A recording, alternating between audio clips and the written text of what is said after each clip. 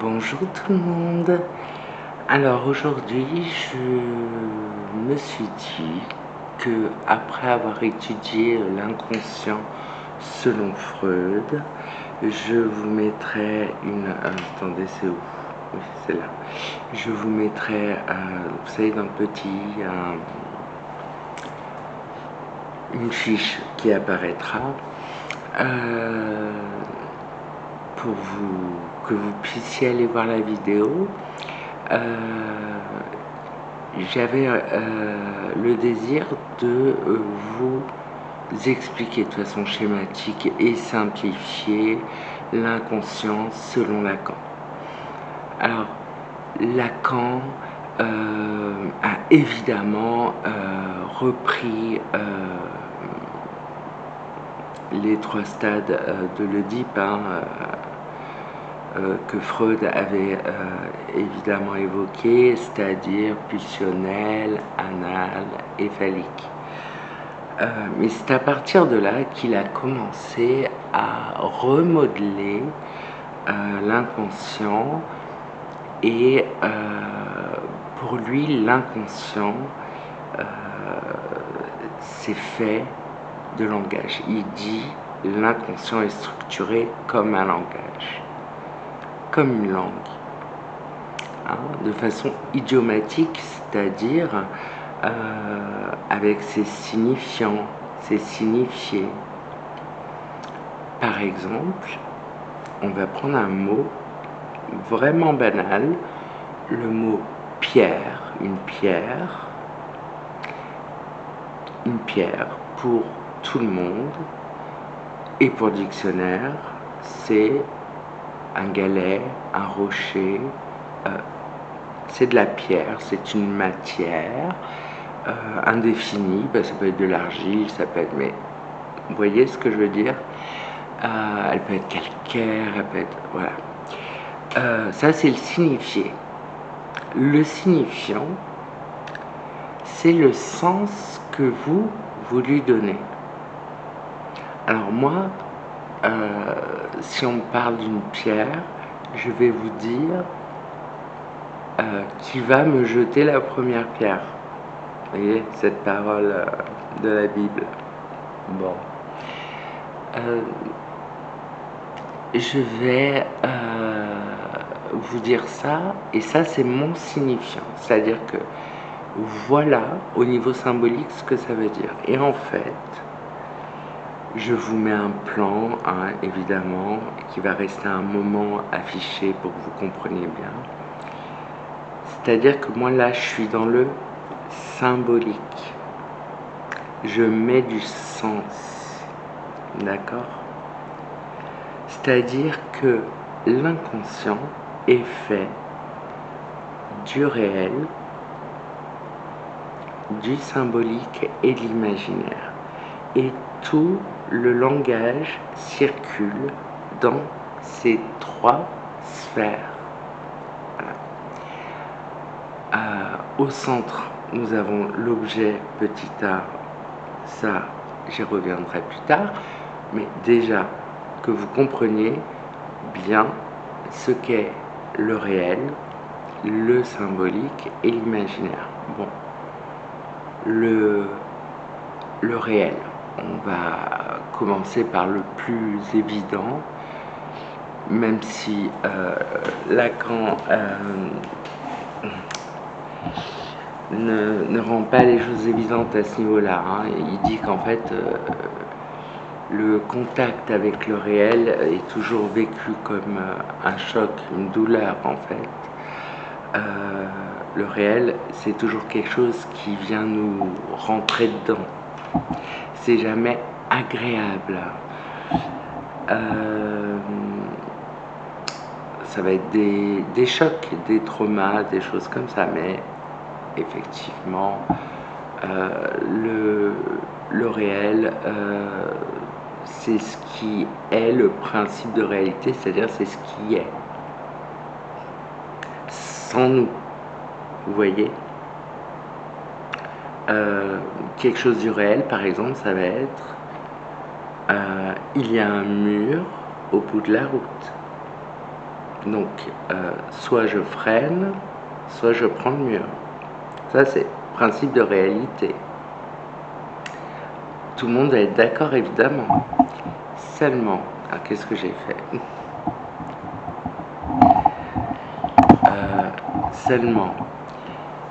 Seulement, il y a des gens qui vont pas forcément le comprendre comme ça. Et c'est là que c'est intéressant. Donc le réel représente le moi, c'est-à-dire moi en tant que sujet, en tant qu'identité, il représente mon corps. Le réel représente aussi mes angoisses, mes inhibitions. Voilà ce que Lacan découvre au niveau du réel, ce qu'il appellera le RSI, réel, symbolique, imaginaire, et par la suite le nœud borroméen, puisqu'il a fait un schéma mathématique de tout ça que je ne vous afficherai pas parce que c'est très compliqué, mais voilà, donc ça s'appelle aussi le nœud borroméen. Vous pouvez chercher sur internet.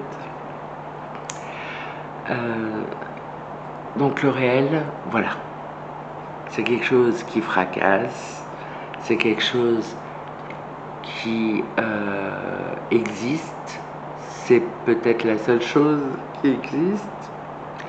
Je suis vivante, voilà, ça c'est le réel. Il existe un syndrome où le sujet pense être mort. C'est-à-dire qu'il va parler aux gens et leur dire « mais je suis déjà mort ». Là, on est d'accord qu'il n'est plus dans le réel avec ce syndrome, à cause de ce syndrome. Nous allons passer maintenant, je vous ai dit schématise parce que sinon vous allez vous tirer les cheveux. Nous allons passer maintenant au symbolique. Le symbolique qui est le lieu du surmoi. N'oubliez pas que notre symptôme, il circule dans toutes ces sphères. Il continue de circuler. Donc c'est le surmoi, c'est le petit gendarme, c'est, si vous voulez, le préconscient. On n'est pas encore dans l'inconscient, mais il y a quand même des choses de l'inconscient qui passent. Et là, le langage, les signifiants, parce que c'est ce qui importe pour Lacan, c'est pas les signifier, c'est-à-dire pas le sens d'un mot dans le dictionnaire, mais c'est comment on emploie, quel mot on choisit quand on parle. Quand on parle d'un amour, est-ce qu'on va dire j'ai mon cœur qui prend feu? Si on dit ça, on utilise le langage de façon signifiante, c'est-à-dire qu'on y met un sens qui nous est personnel. Et dans le symbolique, c'est là où on met du sens aux choses. On va aussi mettre des codes, des codes de langage, des rituels aussi dans sa vie. C'est là où on dit ça j'accepte pas aussi.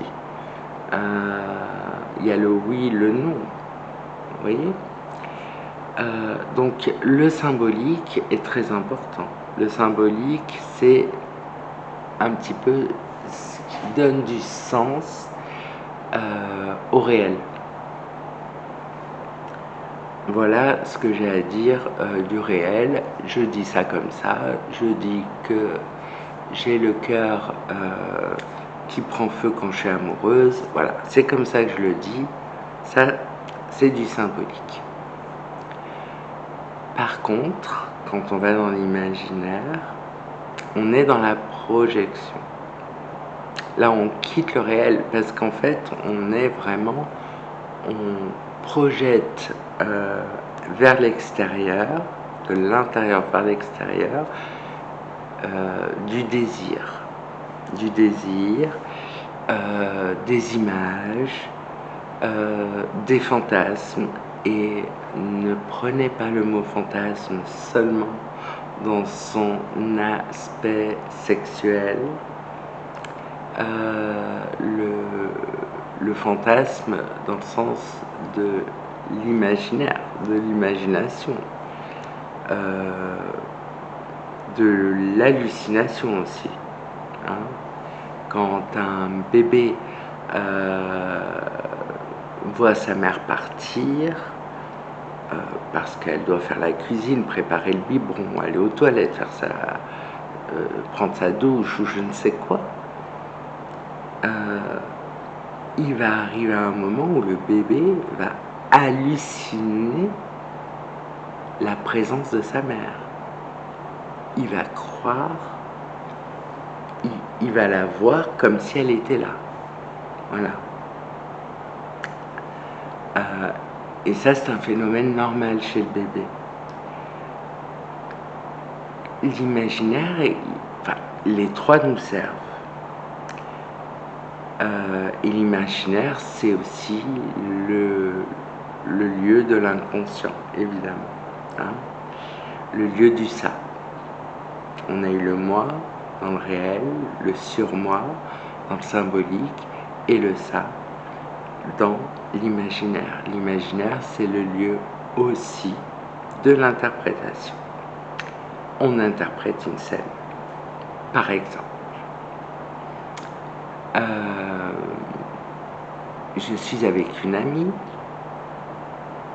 nous croisons un pote qu'on connaît, toutes les deux. On le connaît, par exemple, je ne sais pas, de la fac, on le connaît du travail, enfin, peu importe. Et il va beaucoup regarder mon ami. Moi, par exemple, je vais lui dire, une fois qu'il sera parti, je dirai à mon ami, mais on dirait qu'il s'intéresse à toi. Et elle va me dire, ah bon? Moi, j'avais vraiment l'impression qu'il se méfiait de moi, comme s'il avait quelque chose à me reprocher. Chacune a interprété la scène qui s'est passée dans le réel. Personne n'a raison, personne n'a tort, mais en tout cas, ça, c'est de l'imaginaire. Voilà. Pour vous donner un autre exemple, les psychotiques, donc psychose paranoïaque, schizophrénie, je vous ai fait des vidéos là-dessus aussi. J'essaierai de penser à vous mettre les petites fiches qui apparaissent. Donc les psychotiques ont un rapport très partiel avec le symbolique. C'est-à-dire tout ce qui est code, tout ce qui est rituel, tout ce qui est signifiant dans le langage, tout ce qui fait sens. Le psychotique va passer directement du réel, donc une scène. Je sais, je reprends toujours le même exemple. Bon, j'ai essayé d'en inventer un autre. Une scène, il croise quelqu'un dans la rue et cette personne le regarde sans lui dire bonjour.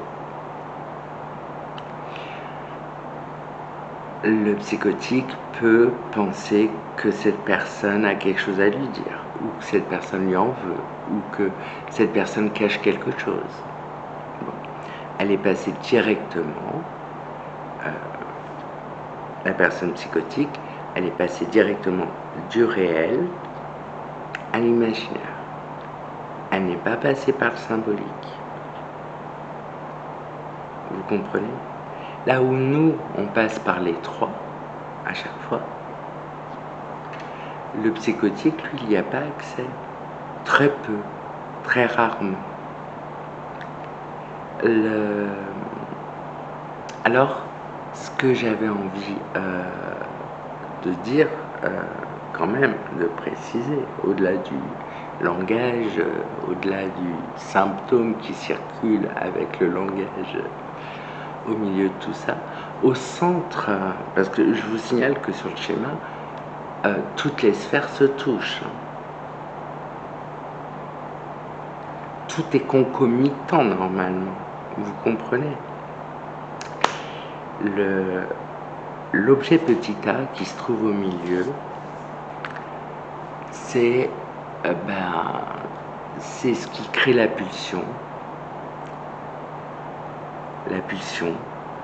c'est-à-dire la libido, la pulsion de vie, la pulsion sexuelle, la pulsion qui nous pousse à désirer des choses, qui pousse notre conatus véritablement et à s'exprimer en tout cas. L'objet petit a, c'est le manque, c'est la chute, c'est bien parce qu'il nous manque quelque chose que tout ce tam-tam là, tout cet inconscient, tout ce système psychique est construit autour. Voilà. Je vais terminer là-dessus pour pas vous embrouiller les idées. Je vous souhaite un bon dimanche, je vous embrasse et à très bientôt. Portez-vous bien.